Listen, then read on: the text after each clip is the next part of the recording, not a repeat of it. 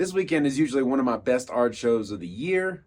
Best part, it's also local, about 5 minutes away from my studio. So I figured, you know what, this would be a good time to take everybody behind the scenes. Let's peel back the curtain and go behind the scenes of an art show. The show's always the weekend after the 4th of July. So there's a ton of people up here in the mountains trying to escape the heat and just celebrate the holiday.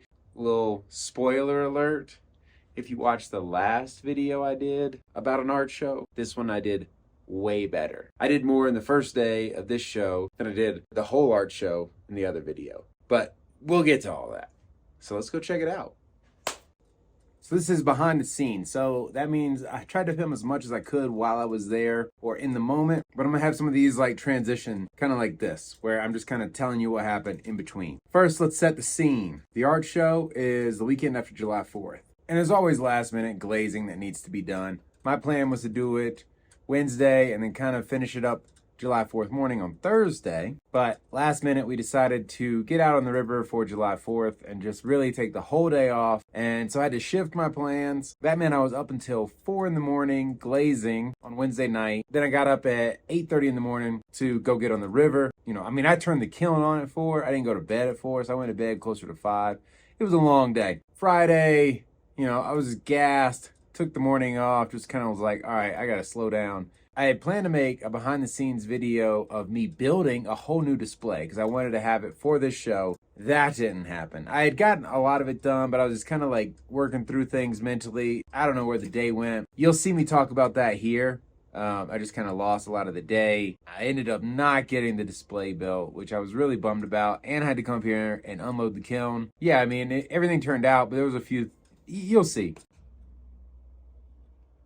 Dripped like I wanted it to, but I didn't want it to drip all over my shelf. Yeah, I didn't want it to drip all over my shelf like that. Come on now. All right, so I got these that I made Winter Park, Colorado, because we're in Winter Park. So I figured I'd make a bunch of these, maybe make some magnets or something out of them. But yeah, if I'm being honest, man, at this point, I'm just defeated, like really defeated. Yeah, I was trying to get all that stuff done today, and I barely got anything done, man. Like, I don't know what happened. So, here we are, night before the show.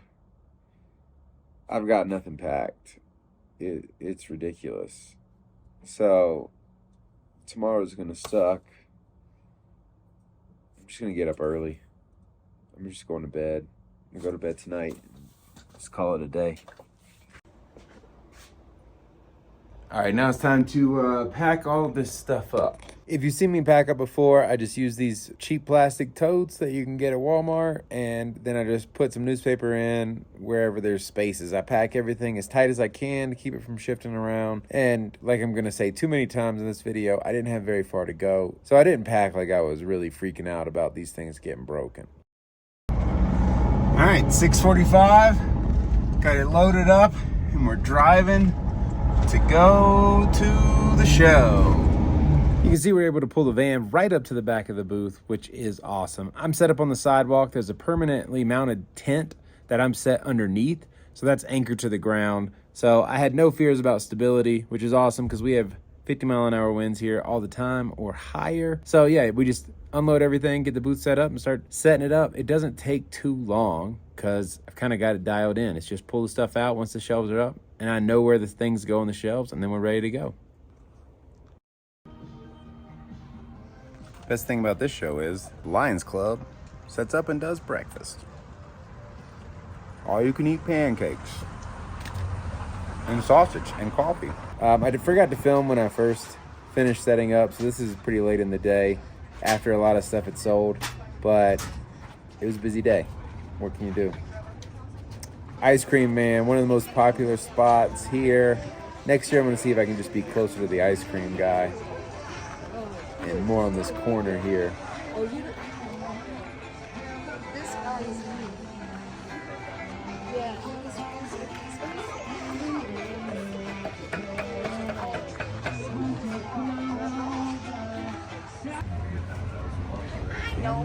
These vases were flying off the shelf. I wish I had made so many more of these, but I wanted to make sure I could capture a few moments of the stuff that was selling. Feel free to sponsor me. Any soda water company, feel free to sponsor me. I'm up for it. Come at me. All right, so the first night, they have an artist reception, which is always a fun time. So they have these awesome little charcuterie cups and some wine and sodas for us. And it was cool. We kind of celebrated the lady who's been hosting the show for, I think, over about 20 years. She is retiring, but the show's been going on for 50 years. So it's a pretty awesome show. But yeah, they always take care of the artists. And so into the first night, we had this awesome artist reception. All right. End of day one. And got everything settled down. Had a nice artist reception. All I can say is what a difference a day makes, huh? Like, that was crazy. Like, today was so busy. I barely filmed anything all day because it was just that busy. I did better today than I think I have any day in a single day. So that was wild. Definitely did better today than I did the whole show in my previous video of like the bad art show video. So I had to have my wife bring me some pottery in the middle of the day. So we'll see what happens tomorrow. I gotta go to the studio, see what's left, see what we have. But man, what a day. I guess those hometown shows, you know, pays off. Be 5 minutes from your house. But either way, made a lot of good connections today, did a lot of great sales. So let's see what tomorrow brings. And they had these little charcuterie cups, and I might have had like 5 of them. And they were like, here, take more, we got plenty. So, you know, your boy took some food to go. I'm a sucker for that free food. Okay, some of the big sellers this weekend were my serving bowls. Now, I had made just a lot of these. I had some that weren't really selling that well, but I was like, you know what? I'm gonna keep pressing in. I feel like they're awesome, and the market's there. It's just I haven't had enough people. So I did a lot of these that have the exposed rim. I had a set of 3 of these that kind of fit really nicely together. So you had like more of a wider serving bowl. This would be like the middle size, and then one that was like a little bit smaller. I had 2 sets of those. Those both sold. Big ticket items. And then I also had the chocolate and white clay, like this. These are a big seller, and what's nice is these cost more than a mug, you know, so it's awesome. Had a lot of my mountain bowls sell, you know, nice drip on this one. Yeah, the mountain stuff is always really good up here. It just flies off the shelf. I can't remember, I sold a lot of the mountain mugs as well, but the bowls did well. But then what really killed it, my vases went. I should have had 20 more. I bet I sold at least 10 of these the first day. And I thought that'd be great for the whole show. All right, 7:45, day 2. Got here early. Show doesn't start till 9, but I wanted to make sure I could park right beside my van. So that's what I'm doing. Pancake breakfast again today, so you know, I'll be eating that. But yeah, so we here early today, and then yeah, we're just gonna take a nap in the van probably. Go get some pancakes and get set up and try to be up by like 8:30.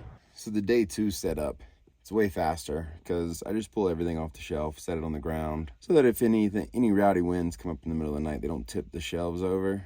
So everything's pretty much out. I don't have a ton of back stock. Brittany's going by the studio. I went by there last night and put a bunch of stuff in a pile, but I didn't have a tote with me. So Brittany's gonna go by there this morning and get that for me.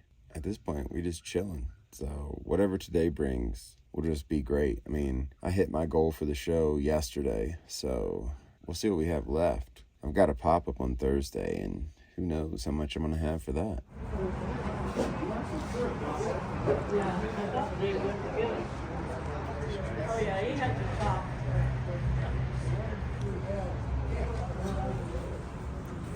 Second day setup always goes really quick. Like you can see, I moved the mug tower to the middle of the tent to help weigh it down, and then I just pull it back out, put everything back up on the shelves.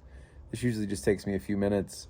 And one of the artists that I met at the reception came over and chatted. So yeah, it's really cool. You know, it's the nice thing about the artist reception is you actually get to meet some of the people that are there at the show, since most of us are really busy during the day, that you don't actually get to go around and talk to other artists. So that's why I like having those little artist receptions. I did choose to keep this sidewall open because there were a lot of people that walked up on this back sidewalk, and I'd say I'd probably had about 50 people come up that way to the booth, so it's definitely worth it to have it open. It's kind of cluttered that you see their stuff back there, but it's all right. Sunday morning, they also had this exercise class going on right before the show was getting ready to start, and I'm just like, man, you have got to have a lot of confidence to be up there working out on stage in front of all these people.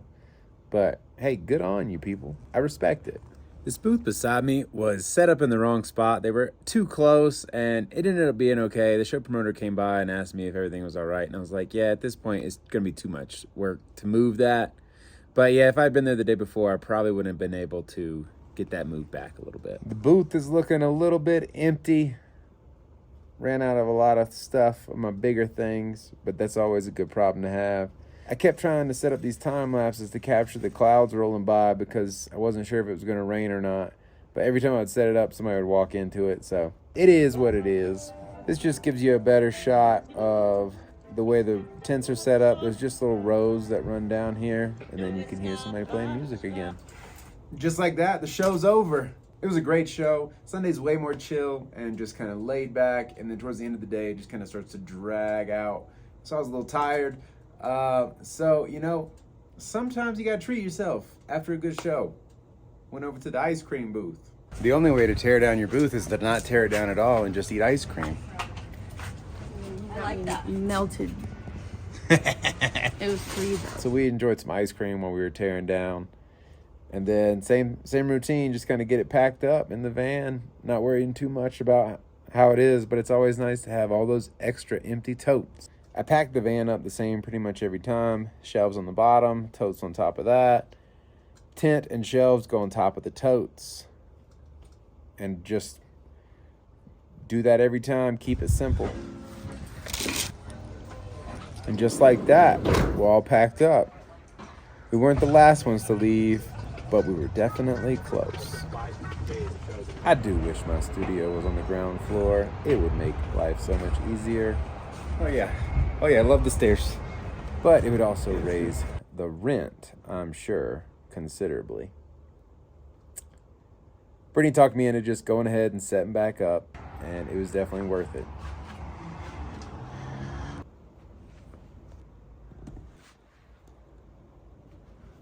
Okay, the show is over, and one of the advantages of it being so close is that I was able to just load the van up, come back here, and set the studio back up.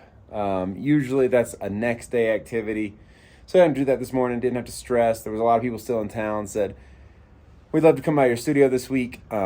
This display that you see here is what I used at the show. I'm working on another one. I'm also working on a video about that display. So the video and a bunch of stuff just kind of led to the delay of that. I think I talked about that in this video already. But anyways, it's so nice to just be able to have everything set back up and also be able to see and say, wow, I really need to make more stuff. This being the local show, I always have high expectations, but this year was crazy. Like, I beat my goal by $1,000, which is insane. It was awesome. Huge shout out to everybody that came out again. Like, I can't thank you enough. It was so awesome to see everybody. And honestly, you don't know how much that means to me. It's crazy. So thank you for that.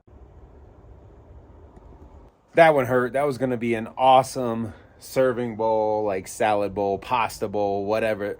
But I guarantee you that thing would have sold. Can't win them all. That one, I made the bottom too thick. I'm kind of changing the way I do those big serving bowls. I used to just like them flat on the bottom. I just thought it kind of added to that old school feel, but then I'm like, you know what, let's just start adding the feet rings on there. And I left the bottom of the bowl itself a little bit too thick and didn't notice it. It just didn't fully dry. Then it exploded everywhere. So lessons were learned.